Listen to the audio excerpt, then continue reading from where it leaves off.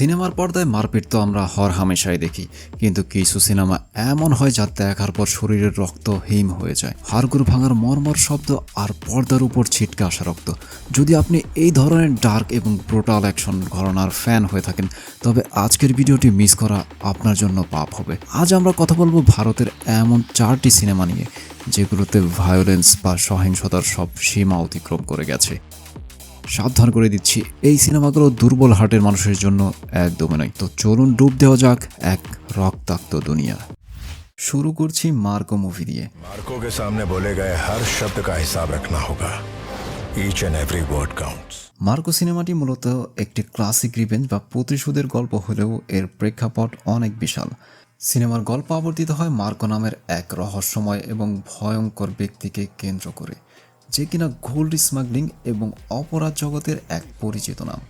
কিন্তু সিনেমার মূল মোড় ঘুরে যায় যখন মার্কোর নিজের পরিবারের উপর এক ভয়ঙ্কর হামলা হয়। তার ভাই এবং পরিবারের উপর হওয়া সেই অমানবিক অন্যায়ের শোধ নিতে মার্কো যখন ময়দানে নামে, তখন সে কোনো আইন বা নিয়মের তোয়াক্কা করে না।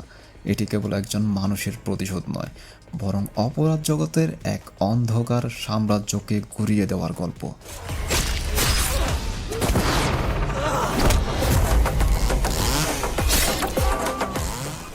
মুভিটি দেখায় যে একজন শান্ত মানুষ যখন তার সব কিছু হারিয়ে ফেলে, তখন সে কতটা পৈশাচিক হয়ে উঠতে পারে।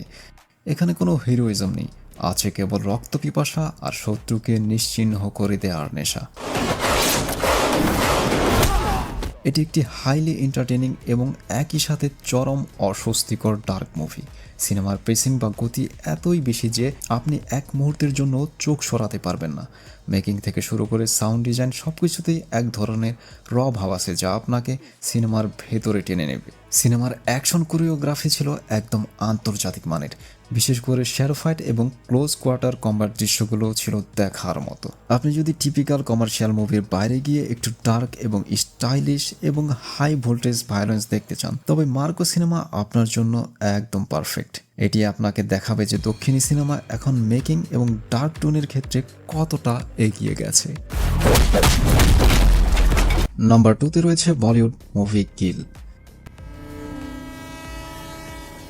সিনেমার পুরো গল্পটি আবর্তিত হয় একটি চলন্ত ট্রেনের ভেতরে।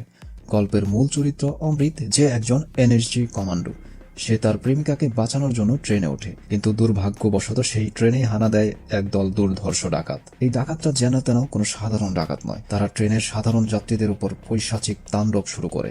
অমৃত যখন বুঝতে পারে যে তার প্রিয়তমার জীবন বিপন্ন, তখন সে তার ভেতরের কমান্ডো সত্তাকে জাগিয়ে তোলে। একটি ট্রেনের সরু করিডর আর বগির ভিতরে চলে একের পর এক খুনোখুনি।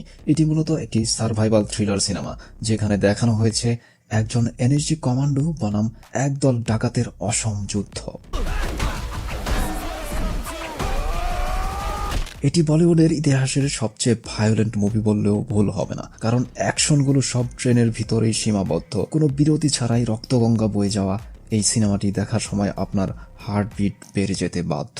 এই সিনেমার বিশেষত্ব হলো এর ইউনিক কিলিং স্টাইল।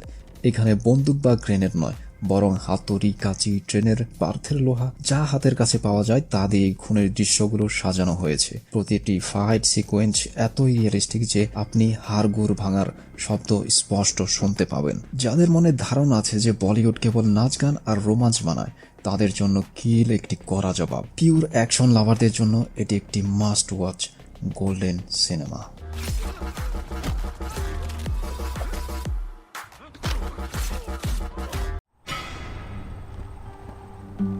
আমাদের আজকের এই লিস্টের 3 নম্বরে রয়েছে তামিল মুভি রকি।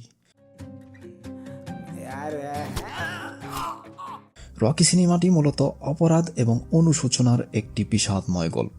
সিনেমার প্রধান চরিত্র রকি দীর্ঘ 17 বছর জেল খাটার পর মুক্তি পায়। সে চেয়েছিল অন্ধকার জগৎ ছেড়ে তার বোন এবং পরিবারের সাথে নতুন করে জীবন শুরু করতে, কিন্তু অতীত তাকে পিছু ছাড়ে না। অপরাধ জগতের রাঘব বোয়ালরা যখন তার আপনজনদের উপরে হাত দেয়, তখন রকি তার সুপ্ত হিংস্রতাকে আবারও জাগিয়ে তোলে। এটি এমন এক ব্যক্তির গল্প যার হারাবার আর কিছুই নেই, তাই সে প্রতিশোধের নেশায় উন্মাদ হয়ে এক ভয়ঙ্কর তাণ্ডব শুরু করে। এটি কেবল শারীরিক সংঘাত নয়, বরং এক মানসিক যন্ত্রণারও বহিঃপ্রকাশ। সিনেমাটি খুব ধীর গতিতে এগোয়, কিন্তু প্রতিটি ফ্রেমের মধ্যে এক ধরনের অশান্তি আর ভয়ঙ্কর কিছু ঘটার ইঙ্গিত থাকে। এটি একটি কাব্যিক ভায়োলেন্ট মুভি যেখানে প্রতিটি খুনের পেছনে একটি গভীর গল্প এবং হাহাকার লুকিয়ে আছে। কোনো কাট ছাড়াই একটানা 3-4 মিনিটের যে অ্যাকশন দৃশ্যগুলো এখানে আছে তা আপনাকে মুগ্ধ করবে।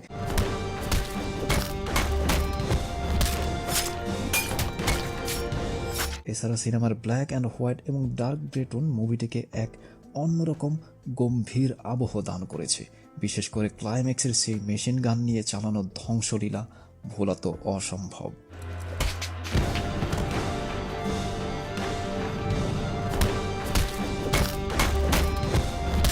আপনি যদি অ্যাকশনের পাশাপাশি একটু আর্টিস্টিক এবং সিনেমাটিক গভীরতা পছন্দ করেন তবেই রকি আপনার জন্য।